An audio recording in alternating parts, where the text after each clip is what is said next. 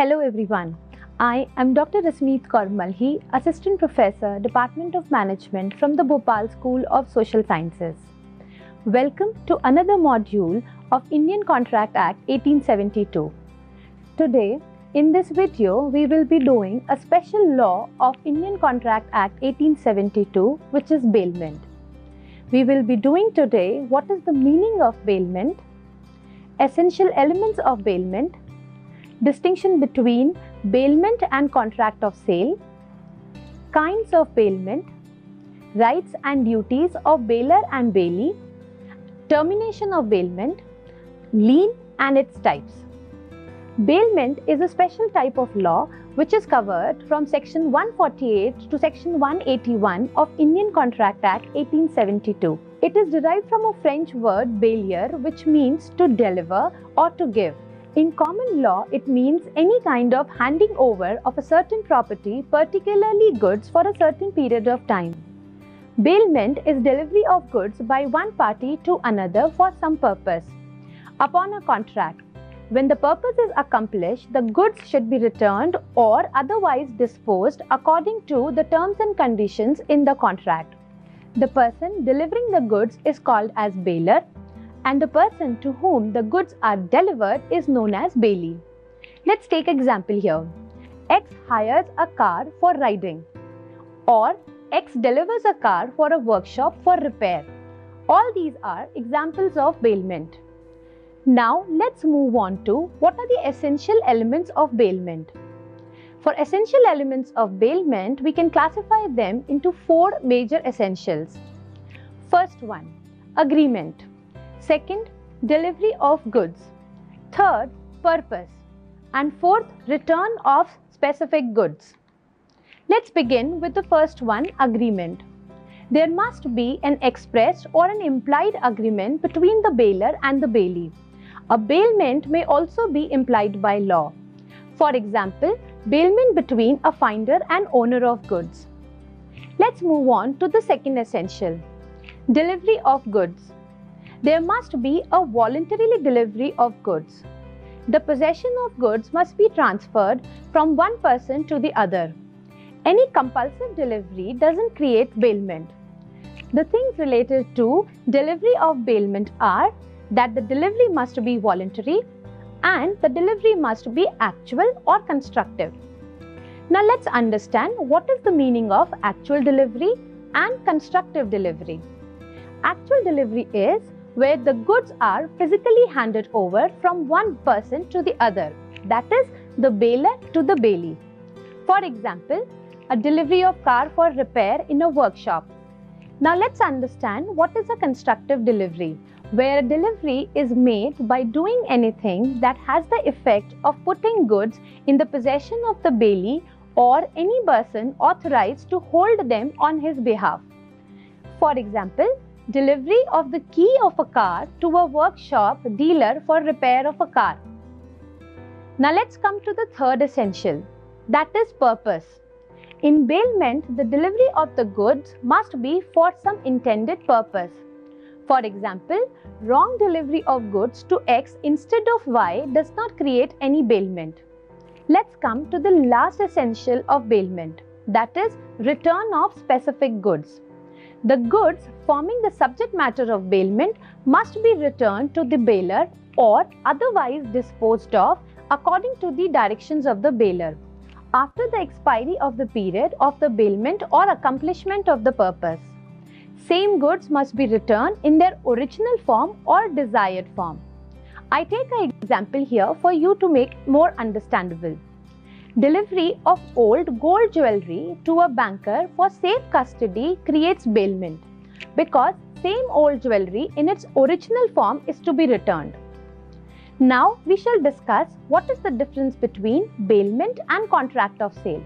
Bailment means a transfer of possession of goods from the bailer to the bailee, whereas when we speak about sale, it is transfer of ownership of goods from seller to buyer.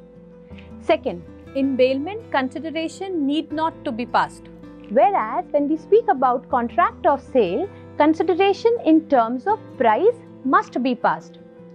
In bailment, the bailee must return the goods back to the bailer once the bailment is over, whereas in sale, there is no necessity to return the goods back. Now, I'll explain you what are the kinds of bailment. Broadly, bailment can be classified in two categories. First is on the basis of reward, and second is on the basis of benefit. On the basis of reward, bailment can be classified as a gratuitous bailment and a non-gratuitous bailment. Whereas when we speak about on the basis of benefit, bailment can be classified as for the exclusive benefit of the bailer, second, for the exclusive benefit of the bailee, and third, as for the mutual benefit of the bailer and the bailee. Let's begin with the first one, that is on the basis of reward. Gratuitous bailment. It is a contract of bailment where no consideration passes from the bailer to the bailee. For example, X lends his phone to Y for using without any charge. It is for exclusive benefit of the bailer or maybe the bailee. It can be terminated at any time and even by the death of the bailer or the bailee. Here, the bailer must repay all the expenses that the bailee has incurred for bailment. Now let's move on to what is non-gratuitous bailment. It is a contract of bailment where some consideration passes between the bailer and the bailee. Let's take an example here. Y hires a phone from X and in return pays something to X. In such type of bailment, it is for the mutual benefit here for the bailer and the bailee. It is terminated at the expiry of a specific period or by the fulfillment of a specific purpose. It is not terminated by the death of the bailer or bailee. Here, the bailer must repay to bailee only the extraordinary expenses that the bailee has incurred for bailment. Now coming to the second classification. Bailment on the basis of benefit can be classified under three categories. First one is bailment for the exclusive benefit of the bailer. It is executed for the benefit of only bailer and no benefit is delivered to the bailee. For example, X delivers his horse to Y for proper care. Second one, that is for exclusive benefit of the bailee. In such type of bailment, it is executed for the benefit of the bailee and no benefit is given to the bailer. For example, X lends his horse to Y for his riding free of cost. Let's come to the third classification, that is for the mutual benefit of the bailer and of bailee. Here in these cases, it is executed for the benefit of both the parties. For example, X hires a horse from Y and in return pays a certain amount of money which is decided on bailment. Now we will be discussing what are the duties and rights of bailer and bailee. Children, here the very interesting part is duty of one is right of other. Now let's start with duties of bailer. Beginning with the first one, duty to disclose defects. Section 150 of Indian Contract Act 1872 says that in case of a gratuitous bailment, the bailer must disclose all the defects in the goods which are known to him and which materially interfere with the use of them or expose the bailee to extraordinary risk. Otherwise, the bailer will be liable for any loss to the bailee. In case of a non-gratuitous bailment, for any loss to the bailee due to any defect of goods, the bailer will be liable no matter he knows the defects or not. Let's come to the second duty. According to Section 158 of Indian Contract Act 1872, in case of a gratuitous bailment, the bailer must repay to the bailee all the expenses that the bailee has already incurred for bailment. Whereas in a non-gratuitous bailment, the bailer is bound to pay only the extraordinary expenses. Let's come to the third duty. Duty to indemnify the bailee in case of premature termination of gratuitous bailment. This is covered under Section 164. A gratuitous bailment can be terminated any time by the bailer, even though the bailment was for a specific time or purpose.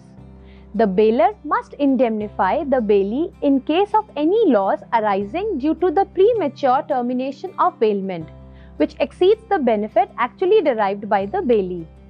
Let's come to another duty. Duty to indemnify the bailee against the defective title of the bailer. The bailer is responsible for any loss which the bailee may suffer because of the defective title of the bailer. Now let's take an example here to clarify this point. For example, Y asks X, his friend, to give him horse for 1 hour. X, instead of his own horse, delivers Z's horse to Y. While Y was riding, Z catches Y and hands him over to police custody. Now here, Y is entitled to recover from X all the costs which he has incurred in getting out of the police station. Coming to the next duty. Duty to receive back the goods. The bailer must take back the goods from the bailee according to the terms of bailment. If the bailer refuses to receive back the goods, he must repay to the bailee all the expenses that bailee has incurred for the safe custody of the goods. Let's take example here. X lends a horse to Y for 5 days. On the expiry of the 5th day, X refuses to receive back the horse. But 2 days thereafter, he agrees to receive back the horse. Now, during these 2 days, whatever expenditure Mr. Y has incurred for feeding has to be repaid by X to Y. Now, let's discuss the last duty of the bailer, that is, duty to bear the risk of loss. The bailer must bear the risk of loss of goods provided that the bailee has taken all reasonable steps to protect the goods from loss. I take again an example here. X lends a horse to Y for 5 days. Now here, on a 3rd day, the horse became sick and was hospitalized but died. Y is not liable to X for any loss. Now let's move on to duties of bailee. The first and the foremost duty of bailee is to take care of the goods bailed. According to Section 151 and 152 of Indian Contract Act 1872, in case of a normal contract, a bailee will take care of the bailed goods as he will do for his own goods. If he performs his duty as a prudent person, he cannot be held liable for any loss. In case of a special contract, a bailee is to take as much of care as directed to him in the contract by the bailer. Beyond the contract, the bailee will not compensate for any damage. I again take an example here to make this concept more clear to you.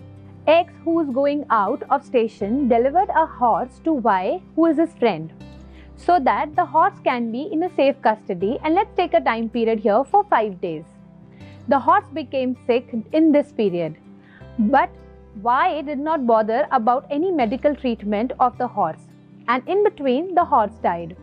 Here, Y is liable as he failed to exercise the reasonable care of horse. Let's come to the second duty of bailee. This is covered under Section 154 of Indian Contract Act, that is, not to make any unauthorized use of good.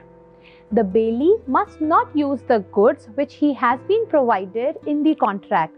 Otherwise, he will be held liable for any loss and have to compensate. Like, X lends a horse to Y for his own riding only. Y allows Mrs. Y to ride the horse. Mrs. Y rides the horse with care, but horse accidentally falls and is injured. Y is liable to compensate Mr. X for the injury of horse. Coming to the third duty, that is, not to mix up the goods. This is covered under Section 155 to Section 157 of Indian Contract Act.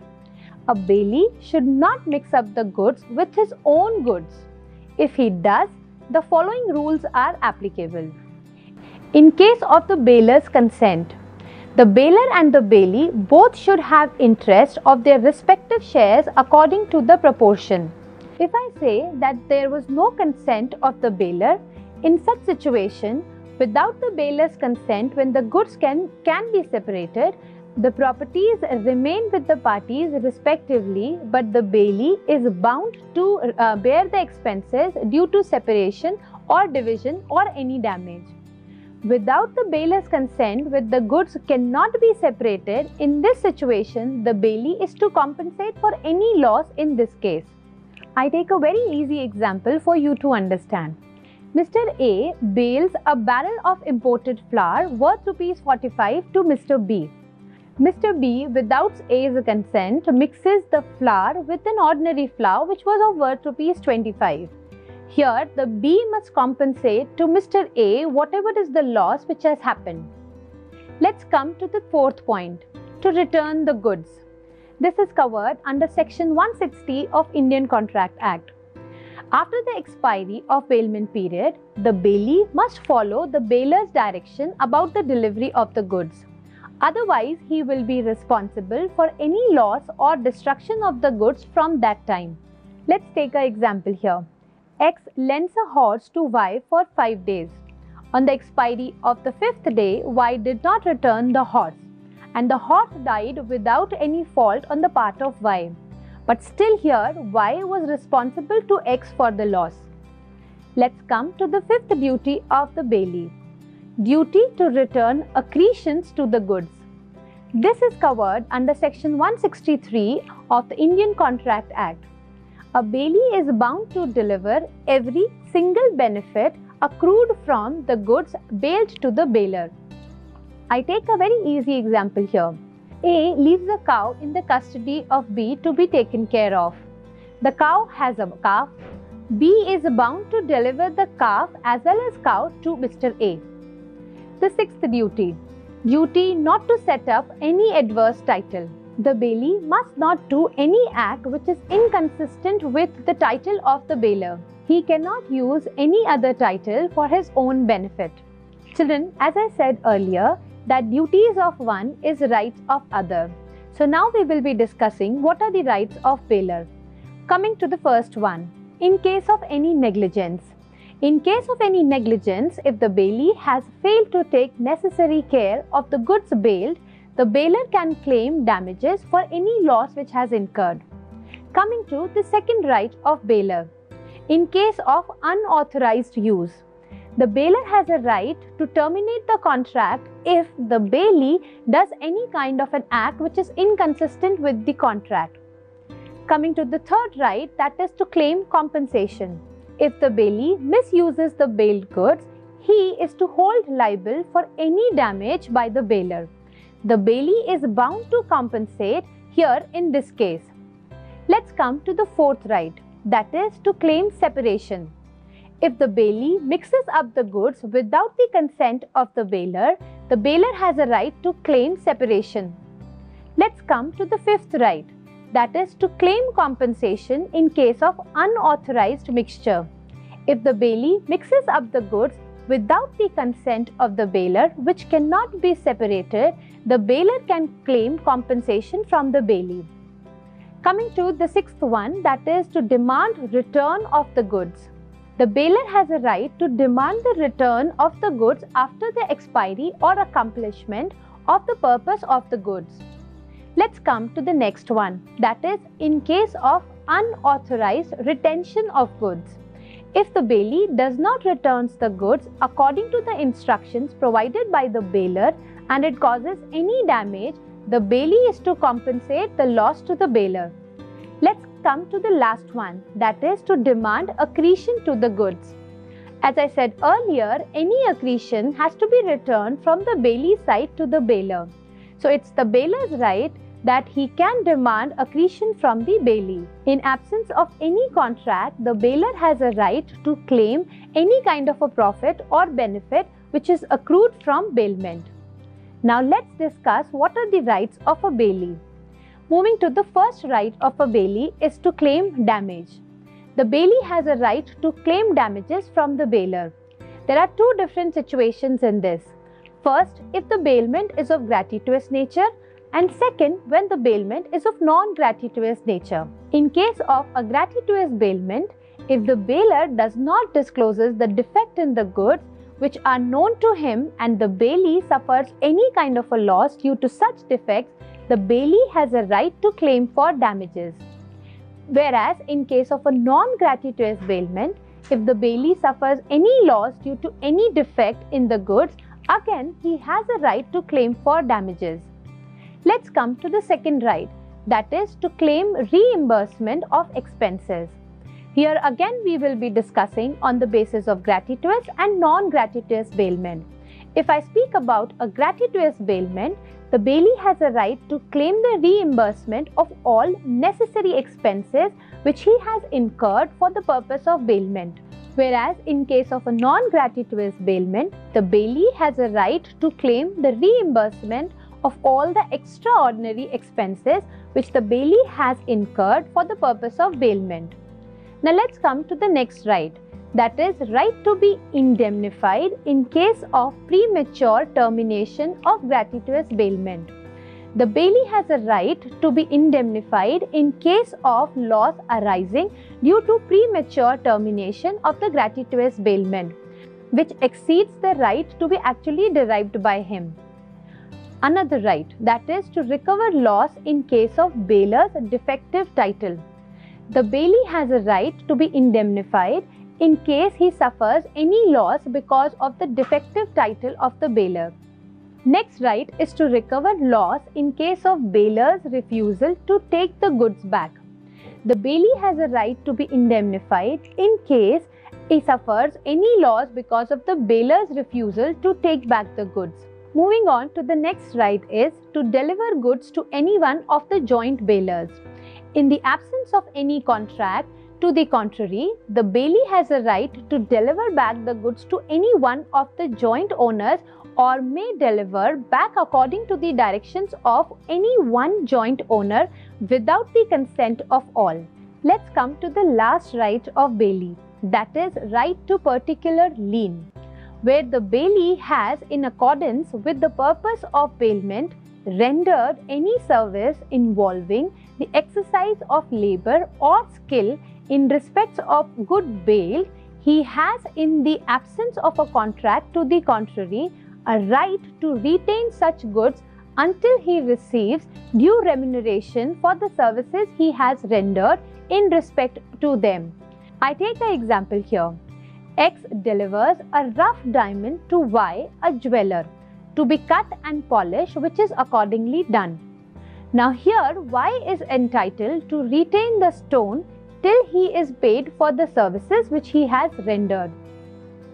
Now we shall be discussing what is meaning of lien. Lien means the right of a person having possession of goods belonging to another to retain the goods until the satisfaction of the sum claimed by the person in possession of goods. It may be noted that the possession of goods must be lawful and continuous. There are two different types of lien. The first type of lien is a particular lien and the second type of lien is a general lien.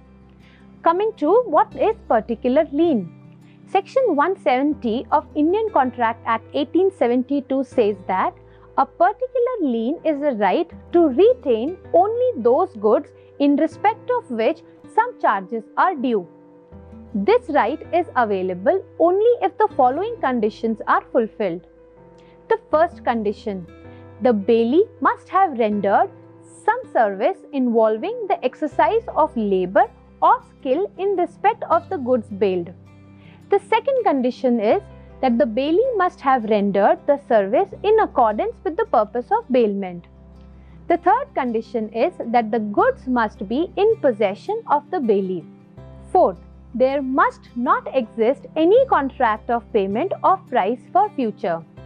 Fifth, the labor and skill must have been used so as to confer any additional value of the article. Now I take one example here. X gives a piece of cloth to Y, a tailor, to make a coat. Y promises X to deliver the coat as soon as it is finished.